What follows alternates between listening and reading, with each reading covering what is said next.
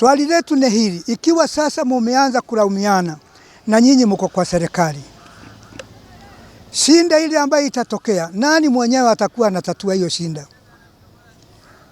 Tumesikia sisi akilalamika akisema kuna viongozi ambaye wanakuja Embu kufanya mikutano kutoka Nairobi na ni viongozi wa serikali, pia wengine wafanyikazi wa serikali. Alafu nyumaye tunasikia mbunge wa Manyata Mukuji akisema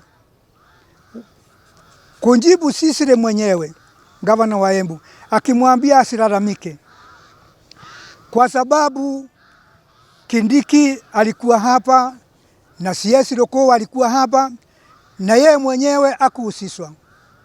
Swali letu tukiwa wasee, ikiwa wale watu wako kwa serikali wameanza kulaumiana na wakati wanalaumia wale wanawaraumu ni pande ile ingine ya opposition, sasa pande ya opposition itakuwa ni gani?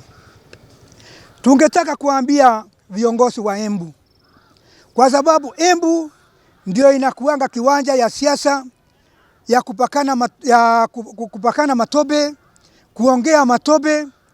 Embu ni kama hakuna wenyewe. Tungetaka ikiwa kuna jambo lolote imetokea, tafadhalini mkae chini muongee.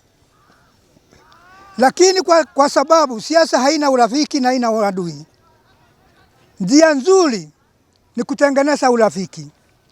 Tuko mbali sana na 2027.